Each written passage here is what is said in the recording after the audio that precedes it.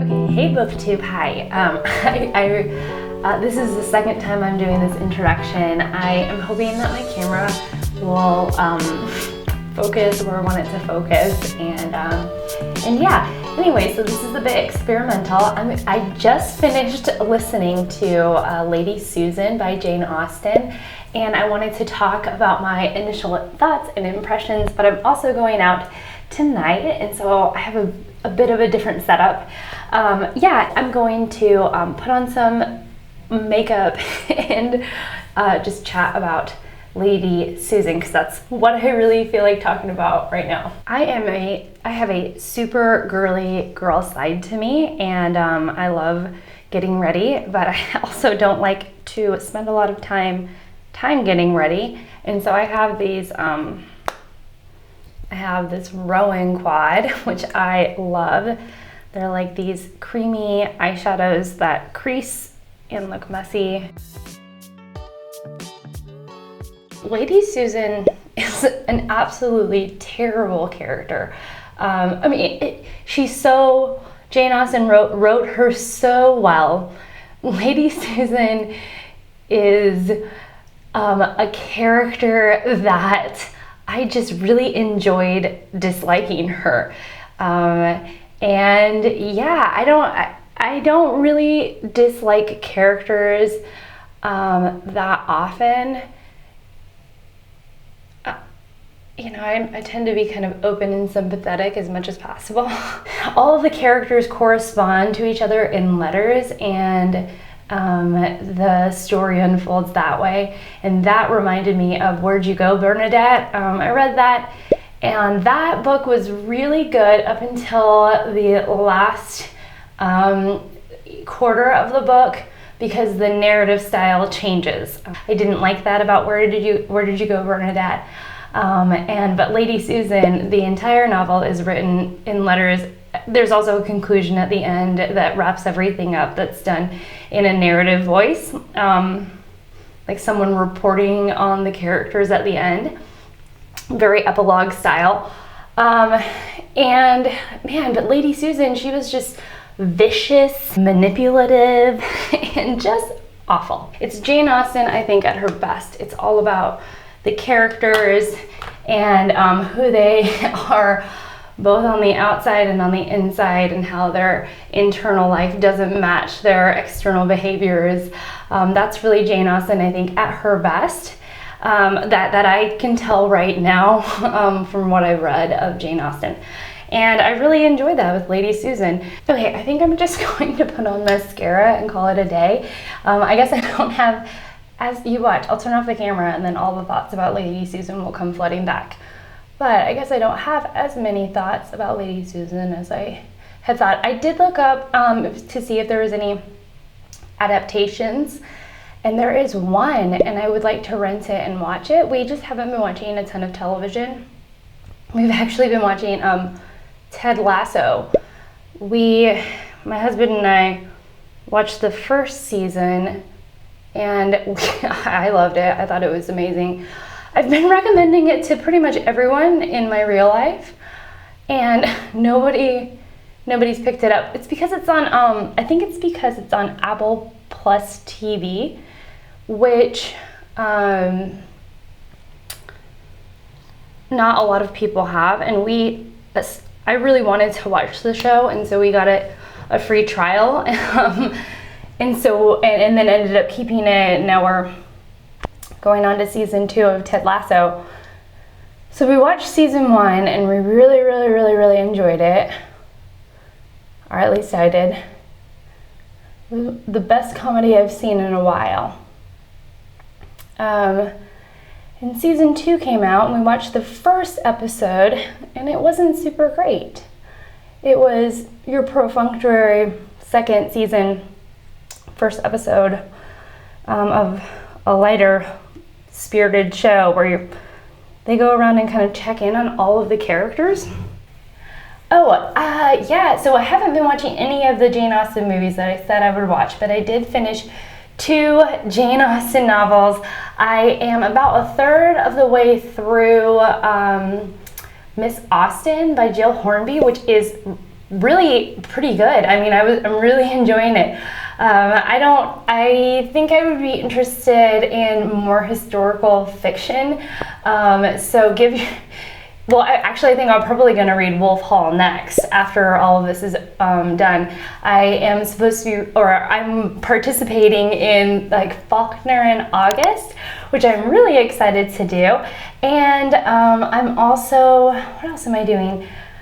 Oh, I'm doing a buddy read with Alan at Big Hard Books and Classics. We are going to read All the Light We Cannot See, I believe. I've been keeping my eye out for it at like used bookstores, but I haven't been able to come across it. And the one time I did come across the book, it was in poor condition, and so I didn't really want to buy it. So my library will have a copy and I'll read it that way.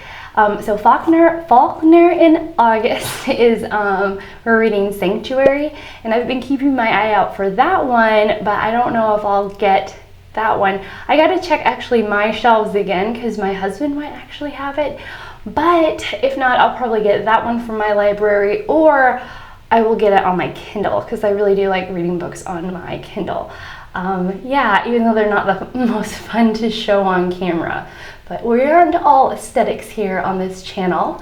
And I do enjoy the Kindle reading experience quite a bit. So that's it. I think I am done. I need some chapstick. My lips have been super dry here. And I've been drinking tons and tons of water, and it's not any better. And then I changed my skincare up, and so I'm getting some peeling, flaking skin, but what are you gonna do? I just do the best I can to hydrate and drink water and all that, but yeah. Anyhow, I hope things are going well. Things are still hot here in California, but things are going well.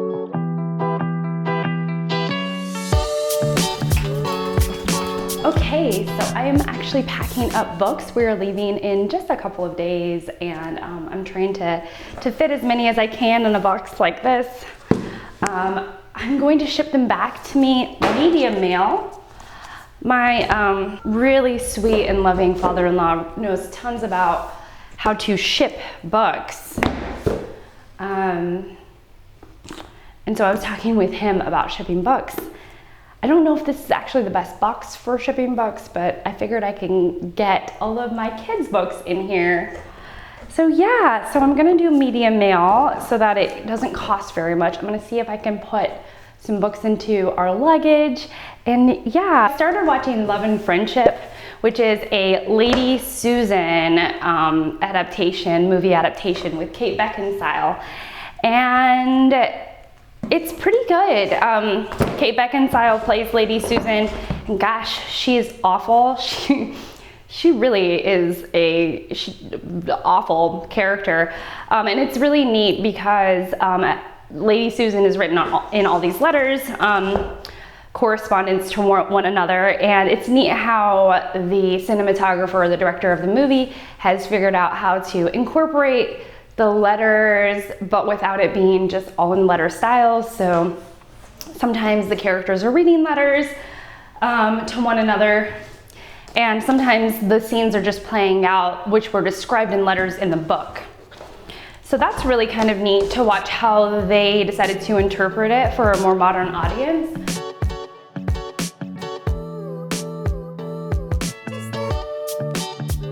I'm going to try to stop by the post office today to get it out today, this box. I'm also hoping to triple bind it with tape so nothing opens and flies open. So we'll see. We'll see how it ends up turning out.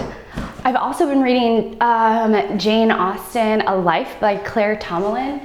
That's been really good. I kind of got stuck around the 210 page mark. Stuck as in I started reading Miss Austen by Jill Hornby during my reading of Jane Austen, A Life, and I got really sucked into Jill Hornby's book.